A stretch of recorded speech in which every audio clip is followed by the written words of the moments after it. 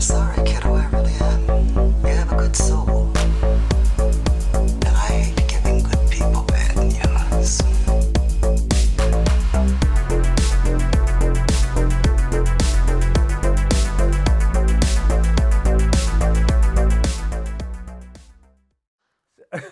I'm Tony, he's Mike, Merry Christmas, and today we're bringing you a special episode of Tony and Mike Quick and Dirty. We are doing 2022's Lights, Camera, Christmas. Do you know how many people would give anything to have a big Christmas movie filmed in their hometown? He came to make a Christmas movie. You are the king of Christmas movies. He ended up Is that real? That whole thing, is that real? making Christmas magic. It's not showbiz all the time. Kimberley Sustad, John Brotherton. Lights, Camera, Christmas. On Hallmark. Starring Nobody. You look this crap up yourself. Because there's nothing here to recognize anyway. That's where you're wrong. If you are a fan of Hallmark movies, you will recognize almost everybody in this movie. I don't watch Hallmark. These people are complete strangers. I have Hallmark Plus. You are a psychopath. but yet the night before you watch this, I will be over at your house enjoying some Hallmark movies, some drinking, and some gift exchanging. Yeah, exactly, So, yes. exactly. So I'm just gonna say this. Like, look, these are not great movies. But you know what they are? They are the perfect palate cleanser movie. After you watch something like Out of the Blue, you need something light and sweet and saccharine, and that's where Hallmark comes in, and they deliver. And I am not alone in this fixation. There are many people in our house that have taken advantage of our Hallmark Plus subscription. But Mike, walk us through the plot of this one so we can prove we watched it. So a movie production is coming to town. They're shooting the bazillionth sequel to the Santa. It's like My Favorite Santa or something like that. Some crap like that. So anyways, you got local fashion store lady, Carrie. Her business isn't doing all that well. Honey, I know it has been a rough patch, but something will turn up, you'll see. Something just turned up. Luckily for her, the production company's costume designer quit or just can't make it. Never showed up. She got hired to some other gig. So. Yeah. You look like you just lost your best friend. Worse, our costumer. She took a gig on the new Matt Damon film, 3 months in Spain, 3 times the pay. Doesn't matter. The actor of the film who plays Santa and Mr. Christmas. Mr. Christmas. Brad, is that his name? Is it Brad? Something like that, I think, yeah. Brad shows up with his co-star in her store. I'm Mariah Marquez, Carrie, and this goofball is the great Brad Baxter. Guilty. And like, oh, this is a nice, cute little store, blah, blah, blah, blah, blah. Yeah. So you sell clothes and design them? Well, yeah, it's something I do on the side. You have a real gift. And so when they get news, or when the producer gets news that the costume designer's gone, oh, well, we know this cute little store right down the street. So they go to the store, they buy all the her clothes and that. Yes. I may have an idea. Mariah said that? Oh, yeah. She raved about your store and you. Sorry, what exactly do you need? Everything? The whole store. Is that a yes? And they're trying to find a replacement. They can't find a replacement. So I was like, well, Carrie, you want to take this job? How did the fitting go? Oh, yeah, I think it was okay, I think. It was not okay. It was terrific. In fact, you should hire her until you find someone. Yeah? She reluctantly Yes. accepts. And from there, Christmas ensues. Feliz Navidad. Feliz Navidad. Prospero año y felicidad. 3, 2, 1. I wanna wish you a Merry Christmas. I wanna wish you a Merry Christmas. But on the bottom of our lives. Well played, sir. Well played. I'm just gonna say this. Now, I have watched a lot of Hallmark movies, and I'm not ashamed to say it. But this one, the reason we picked this one was because this one actually has 100% on Rotten Tomatoes, and I was like, okay. I don't know that I've ever seen that before. That's intriguing. So I had to know. Now, was that audience score? Or was that critic score? I think that was critic score. But I give 0 stock in critic score. So, well, now, what was the audience score? Do you remember? I do not. I'll have to look it up. One of us will throw it in here. But I'm just going to say this. This movie was light fare. Absolutely. I knew that going in. Yeah, that's The Hallmark. leads were charming. I actually, because he starts off and he's like the total like douchey movie guy. Yes. He totally, Yes, you know, he like nails that. where's my Yeah. adoring fans and I got to talk to my agent and blah blah blah. But And he's then, got the fakest fucking smile. yes, yeah, and the wink, and the wink. Yeah.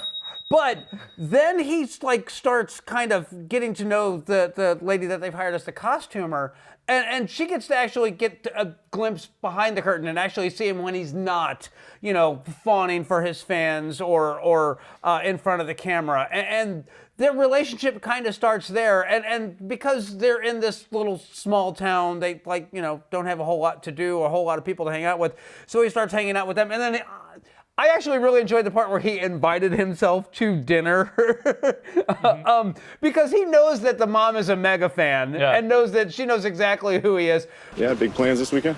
Oh, my mom and I, we're gonna make our famous fried chicken. I just never get a good home-cooked meal when I'm on the road. It's just really something I miss. Oh, I mean, you're welcome to join. I'm in. What time?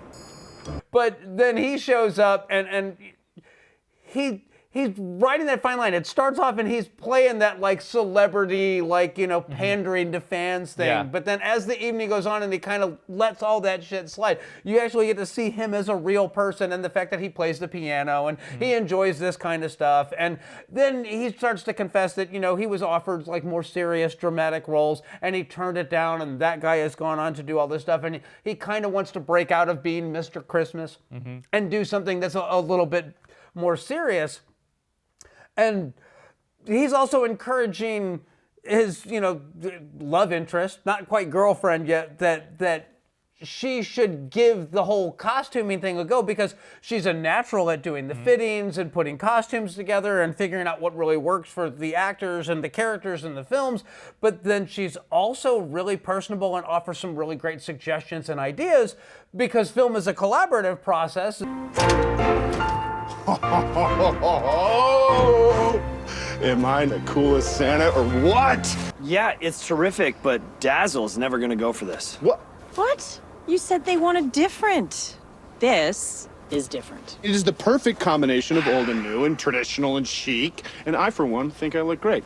I say we send some photos to Dazzle. Thank you. Okay, we tell them that we love this. See what comes back. Thank you. I think we need to take a stand on this. Yes. And therefore, you know, she's actually not the fake. She has this big imposter syndrome thing going on the entire time. That she feels like a phony and that she has no business being there. And he's like, no, you're actually really good at this. You're kind of born to do this. And she applies at a job. Yeah. Right? At a fashion place? Yes, yes, at a fashion house. Yeah, she applies to be a designer at a fashion house. She was going to school for fashion and she dropped out. And because after the first semester, she didn't get invited to like the freshman fashion show. Your dad and I never should have let you quit after one semester. If you couldn't even get into their little freshman fashion show, you'd probably quit too. It didn't exactly scream, I belong. And because she didn't get that, she felt like a failure, and that's what caused her to drop out. And then she decided she would go retail, and then she started doing her own little designs in store. And while her store wasn't doing great in its small town arena, when the city folks show up, they're like, hey, this stuff's actually really good. Yeah. So to cut to the chase on this one, the big conflict is Brad ends up getting offered An independent a film nice role, juicy role and he chickens out at the last second. There's an And then article that's written that says that is this going to destroy his nice guy image Right. because he's playing the villain in a movie. Yeah. So he's acting against type, or potentially could be acting Yeah. against type. At that same time, she gets accepted into that fashion house. Yes. And so right at this time, they're really hitting it off and stuff like that. He offers her, hey, if I end up going to England, London, you know, come with me if you don't take this job. I'll be there waiting. I want to talk about London. No, you know what? Don't even say a word. Don't even. I want you to think about it. I want you to go on that interview. See what happens with that. And just know, I'll be in London with a job, waiting for you. Well, she declines the offer to go and then tries to go to England. Well, then she finds out that he didn't take that job. Yeah. Hey, Oh, hi. did you back out of Ryan's game? Yeah, I was gonna talk to you about this, but it was. I was offered the job in New York. You were. That's so wonderful. Yeah, it would have been. So there's that whole conflict there. But in the end, I think they're going to shoot the newest version of Mr. Christmas, some shit like that. Back at the town again.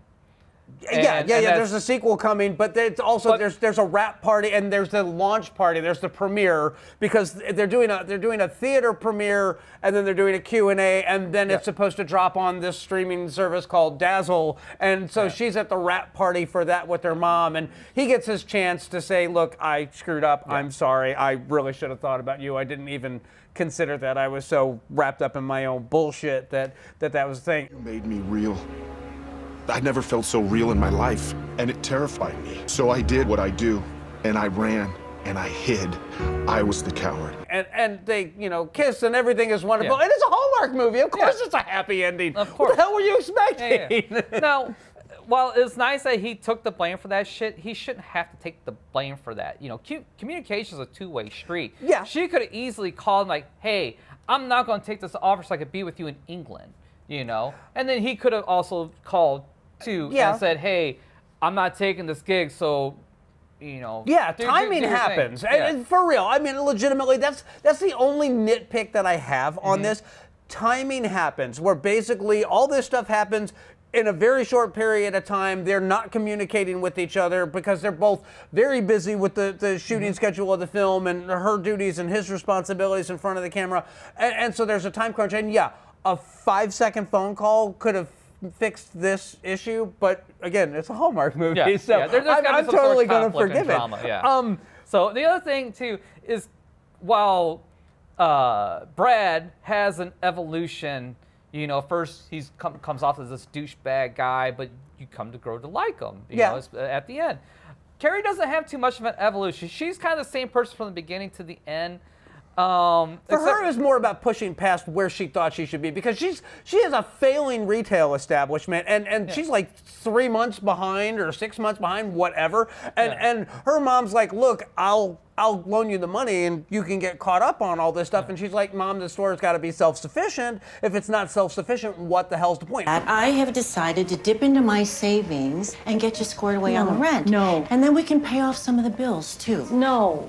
Don't you think your father would have wanted me to help you out when you needed it? Well, yeah, but if this business is going to survive, it needs to be self-sufficient. Which, kudos for her. Somebody passed a business class. She's not going to drive herself and her mom into complete, oblivion debt-wise to try to keep this dream afloat. Which is all great, but the plot makes her grow, not her as, So basically what I'm trying to say is the fact that she gets accidentally discovered and stuff like that, and how and they had to really drag her kicking and screaming to her own success. So it really wasn't her that did it. It was kind of the circumstances of the film that made her what she was. You're not wrong, but I will say this: she is a likable character, but she's filled with self-doubt. She's filled with self-doubt, and that informs all of her decisions. She doesn't think that she deserves to be a costumer or a fashion designer or this or that, and that doubt kind of gets taken away, but then it gets reinforced. If it's not her talent or her skill that's the issue, then it's the people around her that she feels sabotage her. So again, but she doesn't have the personality to balance that out. I actually liked her character. I thought that she was kind of strangely charming because she has this overly supportive mother. And the mother was great. She's trying to be realistic with what she thinks her skill level is. The other characters that I really liked in this was the director and the producing team who were married and then they got divorced and then they don't even want to talk to each other, but they put out the hit movie, so they're a team. They have to work together, but they refuse to speak to each other. And you had that poor production assistant who's having to relay all these messages even when they're standing next to each other. I'll need to be there. Don't forget about the tree lighting ceremony tonight. You can tell my ex-husband that I will be there, but not because he asked. She'll be there. Yeah, thank you. Lucky for us, they like start to communicate again. So that angle gets dropped about a third of the way through the movie. They start communicating without the need of the assistant. Yeah. About a third or halfway through, which is great. So that's the one thing I did enjoy about this, and what kind of puts this a cut above probably most Hallmark movies, is that not only do the love interests have some arc and some growth, the subplot characters have an arc and a growth and do other things too. So kudos to that. Yeah, I was going to say 4 Hallmark movies. And again, I've seen a ton of these things. This one is surprisingly well written. It takes itself seriously. At the same time, it's poking fun at all the Hallmark movie tropes that you've seen in a bazillion other Hallmark films. You know, Christmas on the Bayou and Christmas in Louisiana and Christmas in Vermont. The Christmas clock. Hello Christmas. Chattanooga Christmas. Nope. There's no Christmas like Snow Christmas? You live with me. How come none of these movies even ring a bell? Well, they all sort of blend together. It nails all of those, but at no point does it come off as self-deprecating. You know, it knows what it is. Yeah. It stays true to its pedigree, and it delivers exactly what you want, and it has the exact kind of characters that you want and the exact kind of situations that you want, where no one's really the bad guy, but there is some serious miscommunication and some serious self-doubt. But I gotta be honest, I thought this was super charming. I thought it was super sweet. It was sincere without being saccharine. It really is a cut above a lot of the other Hallmark Christmas films that are floating around out there. It's still saccharine as all get out. But again, it's a Hallmark movie. So so in context of every other Hallmark movie, yes, I agree. It's not as super saccharine as most. So am I gonna recommend this movie? If you haven't watched Hallmark movies, it's not your thing. No, it's not a recommend. If you do watch Hallmark movies, you can stomach these things. Yes, it's a recommend all day long. I'm going to say this. If you need a good introductory film for someone who hasn't really watched a lot of the Hallmark movies, this is a great first pick. This is a great introduction because it gets funnier as you know all the tropes, number one. Yeah. Number two, I'm also going to say, like, right now, Netflix has gotten in on this, Lifetime has gotten in on this, Hulu has gotten in on this. Yeah. They're all trying to do Christmas movies, and I'm going to say that I still prefer the Hallmark films because there's a sincerity to them that, as weird as this sounds, like yes, they're absolutely, like, just so sweet they'll give you cavities, but they're done with the sincerity that the Lifetime movies really lacked. Like there's no like bitter undertones or like, oh yeah, this is all bullshit, but here's your Christmas movie. So I really kind of adore the Hallmark movies. I'm also gonna say this, there was one that I watched called the Thanksgiving Day Parade, and that one was super sweet and fun. So if you like this, you'll dig that one too. You know what, I can give you a list of recommendations. If you want it, ask for it down in the comments and I will tell you which ones to watch and which ones to avoid. I'm also going to say the 12 Dates of Christmas is a great one, and that's got Zach from Saved by the Bell and Amy Smart, and that one is mwah. But we got a note. Oh, notes. Okay, so because you said this film had 100%, I decided to look it up. Yeah. Okay. The critic score is not available because there were so few people that reviewed it. Okay. Give it a score. The 100% comes from the audience. Oh, does he go? Oh. One person. One asshole. One. Tell me what Scrooge had to say about it. 5 stars, December 4th, 2022. What happens when a Christmas movie takes over a town? Watch this fresh take on a movie, magic, and enjoy. 5 stars. Well, there you have it. I'm going to put a link down below for Hallmark Bingo to play along with this, because that's what we do Christmas Eve. Christmas Eve. Beyond that, that's what I got. I think I've said enough. I think that I've exposed a part of myself that will make you look at me in a different light. And then maybe this relationship can move on to the next level. Whatever. We'll see you the next time. Merry Christmas.